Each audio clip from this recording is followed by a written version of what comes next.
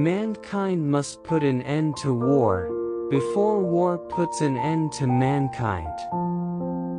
Those who make peaceful revolution impossible, will make violent revolution inevitable.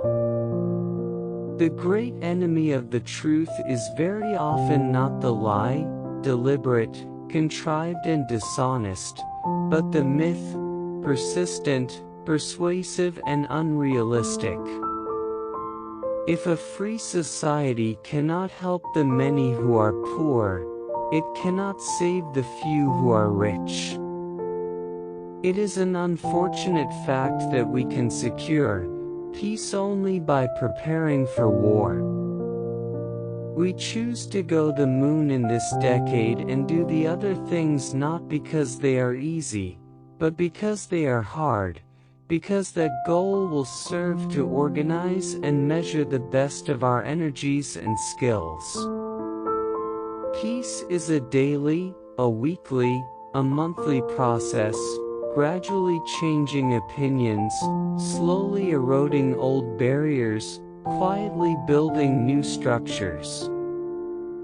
The goal of education is the advancement of knowledge and the dissemination of truth. Children are the world's most valuable resource, and its best hope for the future. Mothers all want their sons to grow up to be president, but they don't want them to become politicians in the process. A man may die, nations may rise and fall, but an idea lives on.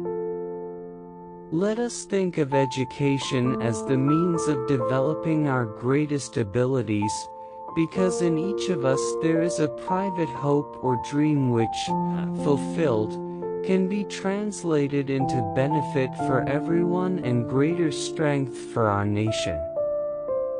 Our problems are man-made, therefore they can be solved by man. No problem of human destiny is beyond human beings. A child miseducated is a child lost. Victory has 1,000 fathers, but defeat is an orphan. Our progress as a nation can be no swifter than our progress in education. The human mind is our fundamental resource. Forgive your enemies, but never forget their names. The supreme reality of our time is the vulnerability of this planet.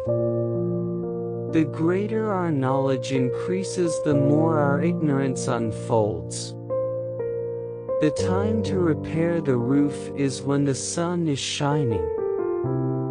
World peace, like community peace, does not require that each man love his neighbor, it requires only that they live together with mutual tolerance, submitting their disputes to a just and peaceful settlement.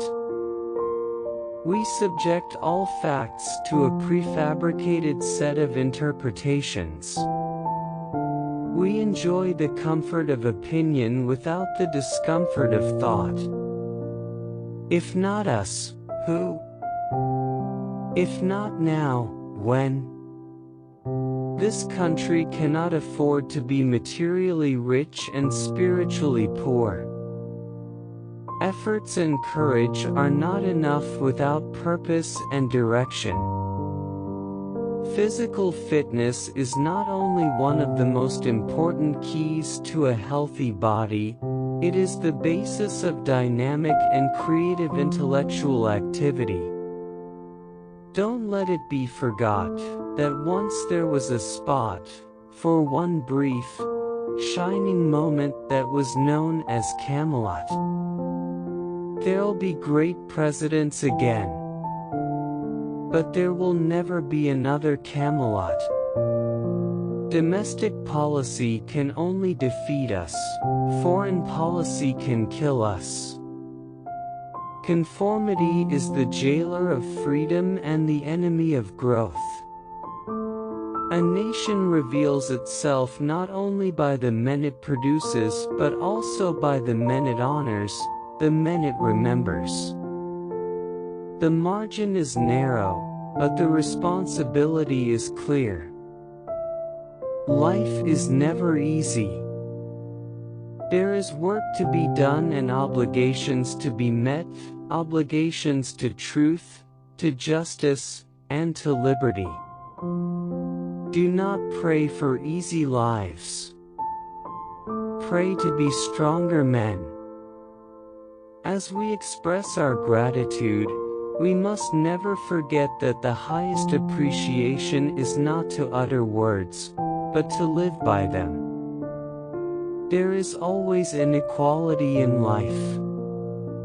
Some men are killed in a war and some men are wounded and some men never leave the country. Life is unfair. The courage of life is often a less dramatic spectacle than the courage of a final moment, but it is no less a magnificent mixture of triumph and tragedy. Once you say you're going to settle for second, that's what happens to you in life. We are not here to curse the darkness, but to light the candle that can guide us through that darkness to a safe and sane future. Change is the law of life. And those who look only to the past are certain to miss the future. The one unchangeable certainty is that nothing is unchangeable or certain. We must find time to stop and thank the people who make a difference in our lives. If we cannot now end our differences, at least we can make the world safe for diversity. One person can make a difference and everyone should try. The rights of every man are diminished when the rights of one man are threatened.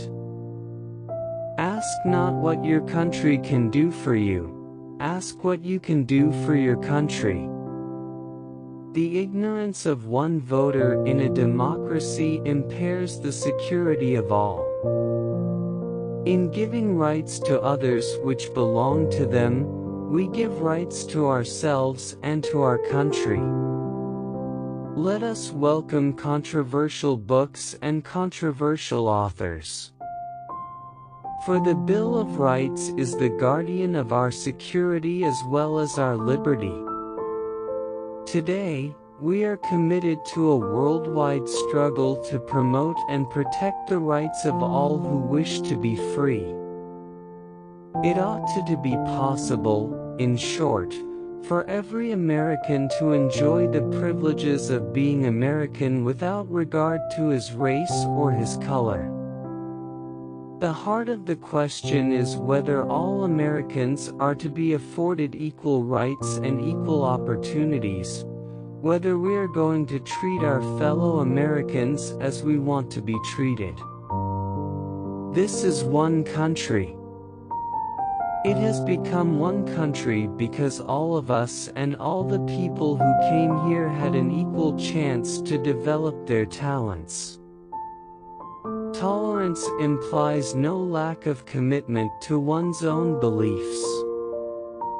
Rather, it condemns the oppression or persecution of others. Leadership and learning are indispensable to one another. When power leads man toward arrogance, poetry reminds him of his limitations. When power narrows the area of man's concern, poetry reminds him of the richness and diversity of existence. When power corrupts, poetry cleanses. Let us never negotiate out of fear, but let us never fear to negotiate. Things do not happen. Things are made to happen. A man does what he must, in spite of personal consequences, in spite of obstacles and dangers and pressures. and that is the basis of all human morality. Those who dare to fail miserably can achieve greatly. Every accomplishment starts with the decision to try. There are risks and costs to action, but they are far less than the long-range risks of comfortable inaction. I would rather be accused of breaking precedents than breaking promises. Sure, it's a big job, but I don't know anyone who can do it better than I can. We must use time as a tool, not as a couch.